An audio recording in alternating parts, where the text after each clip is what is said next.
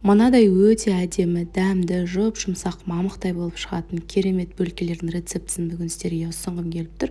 Ортасы осындай өте жұмсақ, нәзік болып шығады. Дәмі ауызда ериді. Қайталап жасайтын боласыздар. Ал рецепті көру үшін бейнені соңына дейін қараңыз. Ең алдымен ыстық жылы сүтке тұз және қантты қосып, барлығын ерітіп араластырып аламыз. Содан кейін осы еріген массаның үстіне құрғақ қашытқыны салып, барлығын тағы да араластырамыз. Бетін жауып, шамамен 5-7 минутқа жылы жерге қойып қоямыз. Біздің ашытқымыз көтеріледі. Міне осылай көтерілгеннен кейін оған жұмыртқаны және сары майымызды 3 ас қасық күнбағыс майын құямыз.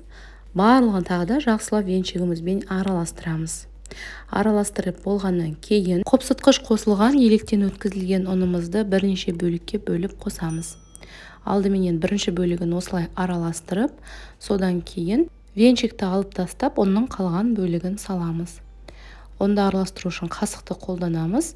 Қасықпен жақсылап қамырымызды араластырып, осылай илей бастаймыз. Қасығымызды қолымызбен тазалап, ары қаратай ұнымызды қосып, қалған қамырымызды біркелкі етіп, бір-бірімен біріктіріп, тұтас қамыр илеуге кірісеміз. Міне осылайша біздің бөлкелеріміздің қамыры дайын болды. Енді осы қамырымыздың бетін жауып, шамамен 30 минутқа жылы жерге қойып қоямыз. Міндетті түрде бетін жауып, жылы жерге қойсақ, қамырымыз тез көтеріледі. Мен ол үшін осындай қысқа толқынды пешті микроволновканы қолданамын. Оған қамырды салмас бұрын алдын ала оны жылытып, қыздырып алу қажет. Содан кейін оны өшіріп, қамырды қоямыз.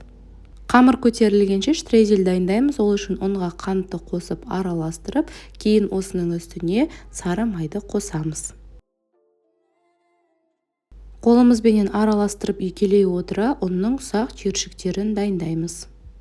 Ал рецептке қажетті заттар мен олардың мөлшерін видео соңында описание бөлімінен еще батырмасын басу арқылы көре аласыздар. Біздің штрезеліміз дайын. Осы орайда біздің қамырымыз да көтерілді. Міне осындай өте жақсы болып ашып дайын болды. Шамамен 20-25 минуттай ғана уақыт тұрып, қамырымыз өте тез көтеріледі. Мен үшін бұл тәсіл өте керемет тәсілдердің бірі, себебі қамырымызды санаулы минуттар ішінде ғана тез әрі жылдам көтеріп береді және ешқандай уақытты тосуды қажет етпейді. Енді қамырымызды жасауға кірісеміз. Ол үшін дастарханымызға жабысып қалмас үшін кішкене ұнымызды сеуіп, қамырды қатты баспай бірден 2 бөлікке бөліп аламыз. Қамырмен жұмыс жасау ыңғайлы болу үшін кейін әр бөлікті осылай ұзынша етіп дөңгелетеміз. Ары қарай барлығын бейнеде көрсетілгендей жасаймыз. Айта кететін ескерту, қамырды микроволновкаға салар алдында міндетті түрде оны алдын ала қыздырып аласыздар. Қамырды салып болғаннан кейін барып қыздыруға болмайды. Ондай жағдайда сіздердің қамырларыңыз бірден пісіп кетуі мүмкін. Олай болса, қамыр мүлдем көтерілмейді. Қамырды өзімізге қажетті бөліктерге бөліп, оны кесіп алғаннан кейін әр қайсысын осылай дөңгелектеп шығамыз. Бөлкелерді дайындап болғаннан кейін бетін жауып, тағы да шамамен 15 минутқа көтерілгенге тындырып қоямыз. Бетіне жағу үшін жұмыртқаны шанышқыменен шайқап, бөлкелерді пісіретін формаға пергамент қағазын төсеп дайындаймыз. Бетіне жағатын штрезелімізде дайын. Енді қамырымызды алып, осы жаңағы шайқап алған жұмыртқамыздың ішіне осылай бейнеде көрсетілгендей малып, енді жаңағы штрезеліміздің үстіне осылай басу арқылы бөлкелерімізді формамыздың үстіне орналастырамыз. Барлық бөлкелерді дәл осы тәсілменен жасап шығамыз.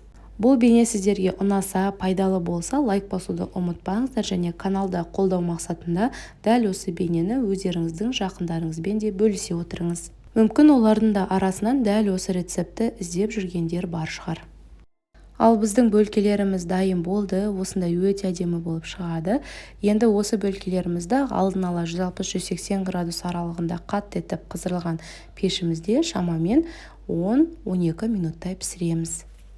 Бөлкелерді пісірмес бұрын міндетті түрде пешімізді қыздырып алуымыз қажет. Сол кезде біздің бөлкелеріміз одан сайын жақсы болып көтеріледі. Піскеннен кейін біздің бөлкелеріміз осындай беті қоңырланып, өте әдемі, көз тартарлық, тәбет ашарлық, керемет болып шығады. Ал үйдегі иісті айтып жеткізу мүмкін емес. Дәл осы бөлкелерді сіздер де өз жақындарыңызға дайындап бергендеріңізді мен де қалар едім.